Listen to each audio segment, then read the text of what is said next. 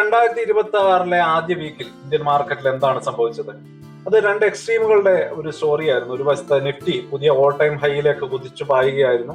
ഇൻവെസ്റ്റേഴ്സിന് പുതിയ വർഷത്തിന്റെ നല്ല പ്രതീക്ഷകൾ നൽകി മുന്നോട്ട് പോകാൻ നിഫ്റ്റിക്ക് കഴിഞ്ഞു. അതേസമയം മാർക്കറ്റിലെ ഹെവി വെയിറ്റ് സ്റ്റോക്കുകൾ മിക്കവാറും എല്ലാവരുടെയും പോർട്ട്ഫോളിയോയിലുള്ള ഒരു സ്റ്റോക്ക് ITC ശരിക്കും തകർന്നടിയുകയായിരുന്നു. ഒരു 2 ദിവസത്തിനുള്ളിൽ ഏകദേശം 14% ഇടിഞ്ഞ് 52 വീക്കിലെ ഏറ്റവും താഴ്ന്ന നിലയിലെത്തി.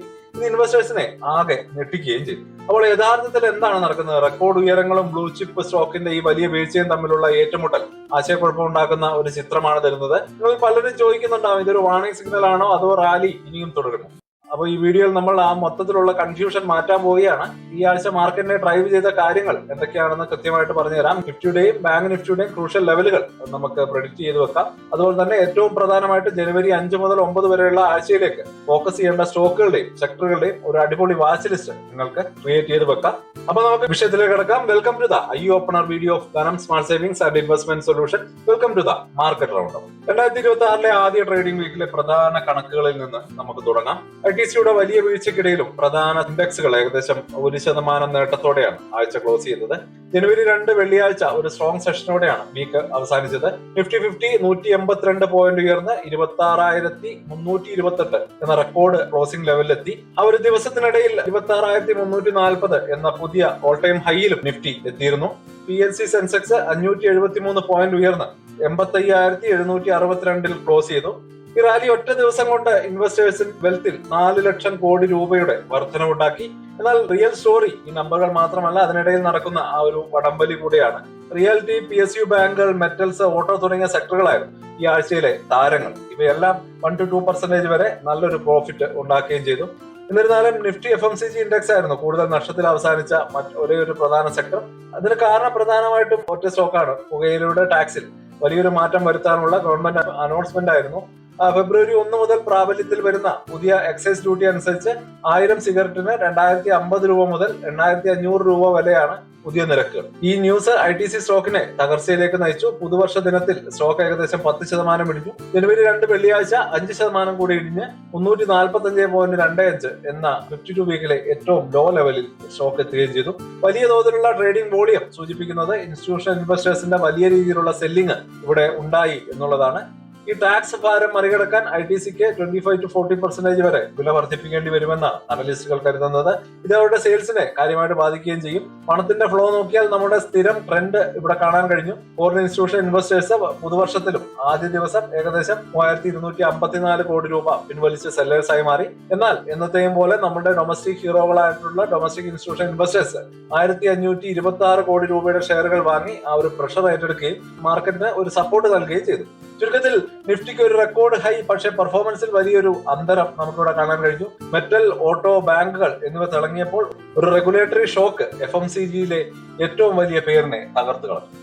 അപ്പോ ഇവിടെ എന്ത് സംഭവിച്ചു എന്നുള്ളത് നമുക്കിപ്പോൾ അറിയാം. ഇനി എന്തുകൊണ്ട് അങ്ങനെ സംഭവിച്ചു എന്നും അടുത്ത ആഴ്ച എന്ത് സംഭവിക്കും എന്നുകൂടി നമുക്കിവിടെ മനസ്സിലാക്കിയെടുക്കാം. ആദ്യം നിഫ്റ്റി 50 ചാർട്ട് ഇൻഡെക്സ് വളരെ സ്ട്രോങ് ആയിട്ടാണ് വീക്ക് ക്ലോസ് ചെയ്തത്. ഒരു സോളിഡ് ഗ്രീൻ കാൻഡിൽ ഉണ്ടാക്കി ഓൾ ടൈം ഹൈയിൽ ക്ലോസ് ചെയ്തു. അതൊരു ക്ലിയർ ബുള്ളിഷ് സിഗ്നൽ ആണ്. വരുന്ന ആഴ്ചയിൽ 26,000 മുതൽ 26,100 വരെയുള്ള സോണാണ് വളരെ ശ്രദ്ധിക്കേണ്ടുള്ള കീ സപ്പോർട്ട്. ഇതൊരു പ്രധാന സൈക്കോളജിക്കൽ ലെവലാണ്. ഇതൊരു ബേസ് ആയിട്ട് പ്രവർത്തിക്കും. നിഫ്റ്റി 26,000 മുകളിൽ നിൽക്കുന്നിടത്തോളം കാലം ഷോർട്ട് ടൈം ട്രെൻഡ് പോസിറ്റീവായിട്ട് തന്നെ നമുക്ക് കണക്കാക്കാം. അതുപോലെ തന്നെ 26,340 പുതിയ ഹൈ ആണ് ഒരു ഇമ്മീഡിയറ്റ് റെസിസ്റ്റൻസ് ആയിട്ട് നമുക്ക് കാണാൻ കഴിയുന്നത്. അത് ബ്രേക്ക് ചെയ്ത് കഴിഞ്ഞാൽ അടുത്തത് 26,500 ആയിരിക്കും നമുക്ക് ടാർഗറ്റ് ആയിട്ട് വെക്കാൻ കഴിയുക. എന്നാൽ 26,000 താഴേക്ക് ഒരു ബ്രേക്ക് ഔട്ട് ഉണ്ടായാൽ അത് അല്പം ജാഗ്രത പാലിക്കാനുള്ള ഒരു സിഗ്നൽ ആയിട്ട് തീർച്ചയായിട്ടും നമ്മൾ കണക്കാക്കുകയും വേണം. ബാങ്ക് നിഫ്റ്റിയിൽ നോക്കുകയാണെങ്കിൽ ബാങ്കിങ് ഇൻഡെക്സ് കഴിഞ്ഞ ആഴ്ചയിലെ ഒരു പ്രധാന ലീഡർ ആയിരുന്നു. ആദ്യമായിട്ട് 60,000 എന്ന ലെവൽ ബ്രേക്ക് ചെയ്ത് 60,200 മുകളിൽ സ്വന്തം റെക്കോർഡ് ഹൈയിലെത്തി. ചാർട്ട് വളരെ സ്ട്രോങ് ആയിട്ട് കാണപ്പെട്ടു. ബാങ്ക് നിഫ്റ്റിയുടെ ക്രൂഷ്യൽ സപ്പോർട്ട് 58,800 59,000 വരെയുള്ള റേഞ്ചിലാണ്. ആ ഒരു സോണിന് മുകളിൽ നിൽക്കുന്നിടത്തോളം ബുള്ളിഷ് മൊമെന്റം മാർക്കറ്റിന്റെ മുകളിലേക്ക് നയിക്കാനുള്ള സാധ്യത കൂടി നമുക്കിവിടെ കാണാൻ കഴിയും. ശ്രദ്ധിക്കേണ്ട ഓഹരികൾ ജനുവരി 5 to 9 നമ്മൾ നോക്കേണ്ട ഓഹരികൾ ഏതൊക്കെയാണെന്ന് നോക്കാം. കഴിഞ്ഞ ആഴ്ചയിലെ പെർഫോമൻസ് അടിസ്ഥാനമാക്കി ജനുവരിയിലെ ആദ്യ ഫുൾ ട്രേഡിംഗ് വീക്കിൽ നിങ്ങളുടെ റഡാറിൽ ഉണ്ടായിരിക്കേണ്ട പ്രധാന സ്റ്റോക്കുകളും സെക്ടറുകളും നോക്കുകയാണെങ്കിൽ നിഫ്റ്റി IT ഒരു നല്ല സെക്ടറൽ ഐഡിയ ആയിട്ട് നമുക്ക് മുന്നിലുണ്ട്. മറ്റു സെക്ടറുകൾ ഹെഡ്ലൈനുകൾ നേടിയപ്പോൾ IT ഇൻഡെക്സ് ചെറിയ നേട്ടങ്ങളോടെ കുറച്ച് സൈലന്റ് ആയിരുന്നു. ഇതൊരു ഡിഫൻസീവ് സെക്ടറാണ്. അൺസർട്ടനിറ്റി ഉണ്ടാകുമ്പോൾ പലപ്പോഴും മുന്നോട്ട് വരാറുണ്ട്. മാർക്കറ്റ് ഒരു ബ്രേക്ക് എടുക്കുകയാണെങ്കിൽ പണം ഈ സ്റ്റോക്കുകളിലേക്ക് മാറിയേക്കും. നിഫ്റ്റി IT ഇൻഡെക്സിന്റെ 38,000 എന്ന സപ്പോർട്ട് ലെവലിൽ തീർച്ചയായിട്ടും നമ്മൾ ശ്രദ്ധിക്കേണ്ടതുണ്ട്. അത് ഹോൾഡ് ചെയ്യുകയാണെങ്കിൽ TCS, ഇൻഫോസിസ് പോലെയുള്ള ഹെവി വെയിറ്റുകൾ പുതിയൊരു താല്പര്യം കാണിച്ചേക്കാം. രണ്ടാമതായിട്ട് എല്ലാവരുടെയും മനസ്സിലുള്ള സ്റ്റോക്ക് ITC ആണ്. ഇതിന്റെ ചരിത്രത്തിലെ ഏറ്റവും വലിയ ഇടിവിന് ശേഷം സ്റ്റോക്ക് ഏകദേശം 350 രൂപ ലെവലിലാണ് ഇപ്പോൾ നിലനിൽക്കുന്നത്. പ്രധാന ചോദ്യം ഇതാണ്: ഇത് ഒഴിവാക്കേണ്ട അല്ലെങ്കിൽ ഒരു വീഴുന്ന ഒരു സ്റ്റോക്ക് ആണോ, അതോ ഒരു വാല്യൂ ബൈയിങ് ഓപ്പർച്യൂണിറ്റി ആയിട്ട് ഇതിനെ കാണേണ്ടതുണ്ടോ? അട്രാക്റ്റീവ് ട്രേഡർമാർക്ക് 345 എന്ന 52 വീക്കിലെ ലോ ആണ് ഇമ്മീഡിയറ്റ് സപ്പോർട്ട്. ഇവിടെ ഒരു ബൈയിങ് ഇൻട്രസ്റ്റ് വന്നാൽ ഒരു ടെക്നിക്കൽ ബൗൺസിന് സാധ്യതയുണ്ട്. തീർച്ചയായിട്ടും ഇതൊരു ഹൈ റിസ്ക് ട്രേഡ് ആണ്. ലോങ് ടൈം ഇൻവെസ്റ്റേഴ്സ് കമ്പനിയുടെ മറ്റ് ബിസിനസ്സുകൾക്ക് സിഗരറ്റ് ഡിവിഷനിലെ നഷ്ടം നികത്താൻ കഴിയുമോ എന്നും കൂടി നിരീക്ഷിക്കേണ്ടതുണ്ട്. ഇനി മൂന്നാമതായിട്ട് കഴിഞ്ഞ ആഴ്ചയിലെ ഒരു സ്റ്റാർ പെർഫോമറെ നമുക്ക് നോക്കാം. കോൾ ഇന്ത്യ സ്റ്റോക്ക് 7% ഉയർന്ന് 429 രൂപയ്ക്ക് അടുത്താണ് ക്ലോസ് ചെയ്തത്. പുതിയ 52 വീക്കിലെ ഹൈയിൽ എത്തിയിരിക്കുകയാണ്. ഇതിന് പിന്നിലെ കാരണം ഒരു ബിഗ് ന്യൂസ് ആണ്. നേപ്പാൾ, ബംഗ്ലാദേശ് തുടങ്ങിയ അയൽ രാജ്യങ്ങളിൽ നിന്നുള്ള ഫോറിൻ ബയേഴ്സിനെ ഇതിന്റെ ഈ ഓപ്ഷനിൽ നേരിട്ട് പങ്കെടുപ്പിക്കാൻ കമ്പനി ഇനി അനുവദിക്കും. ഇത് ഡിമാൻഡിനായിട്ട് പുതിയ ചാനൽ തുറക്കുകയും ചെയ്യുന്നു. സ്റ്റോക്ക് ഹെവി വോളിയത്തോട് ബ്രേക്ക് ഔട്ട് ആയിട്ട് ഇതിന്റെ മൊമെന്റം വളരെ സ്ട്രോങ് ആയിട്ട് നമുക്ക് കാണാൻ കഴിഞ്ഞു. നാലാമതായിട്ട് നമ്മുടെ ലിസ്റ്റിലുള്ള ഒരു ടോപ്പ് പെർഫോമിംഗ് ഓട്ടോ സെക്ടറാണ് ഹീറോ മോട്ടോ കോർപ്പ് അല്ലെങ്കിൽ TVS മോട്ടോ. ഡിസംബറിലെ മികച്ച സെയിൽസ് കണക്കുകൾ റിപ്പോർട്ട് ചെയ്തതിനു ശേഷം ഓട്ടോ പാക്ക് മുഴുവൻ ആക്റ്റീവ് ആണ്. ഹീറോയുടെ സെയിൽസ് മുൻ വർഷത്തെ അപേക്ഷിച്ച് 40% വർദ്ധിച്ചിട്ടുണ്ട്. TVS 50% വർധനമാണ് രേഖപ്പെടുത്തിയത്. രണ്ട് സ്റ്റോക്കുകളും കഴിഞ്ഞ ആഴ്ച നല്ല നേട്ടമുണ്ടാക്കി. ഈ സ്റ്റോക്കിൽ നിന്ന് ശക്തമായിട്ടുള്ള ഒരു ക്വാർട്ടർലി റിസൾട്ട് മാർക്കറ്റ് പ്രതീക്ഷിക്കുന്നതിനാൽ ഈ ഒരു റാലി തുടരാനും സാധ്യതയുണ്ട്. ഇനി വളരെ ഇമ്പോർട്ടന്റ് ആയിട്ടുള്ള ഒരു സ്റ്റോക്ക് അദാനി എന്റർപ്രൈസസ് ആണ്.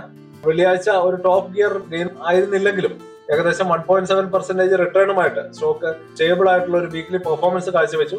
അദാനി ഗ്രൂപ്പ് ബാക്കിന് മുഴുവനും ഒരു സ്ട്രോങ് മൊമെന്റം ഉണ്ട്. ഈ ഫ്ലാഗ്ഷിപ്പ് കമ്പനി നല്ല ഒരു അപ്ട്രെൻഡിലാണ്. ട്രേഡ് മാർക്ക് സ്റ്റോക്ക് അതിന്റെ കയറ്റം തുടരുമെന്ന പ്രതീക്ഷയിൽ ചെറിയ ഡിപ്പുകളിൽ എൻട്രി പോയിന്റുകൾ കണ്ടെത്തുന്നത് ഒരു നല്ല സ്ട്രാറ്റജി ആയിരിക്കും.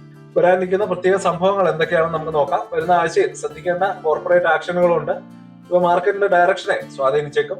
മൂന്നാം ക്വാർട്ടറിലെ Q3 റിസൾട്ട് സീസൺ ആരംഭിക്കുകയാണ്. IT ഭീമനായിട്ടുള്ള TCS ജനുവരി 12 അവരുടെ ഫലം പ്രഖ്യാപിക്കും. അതോടൊപ്പം മൂന്നാമത്തെ ഇടക്കാല ഡിവിഡൻഡും പരിഗണിക്കും.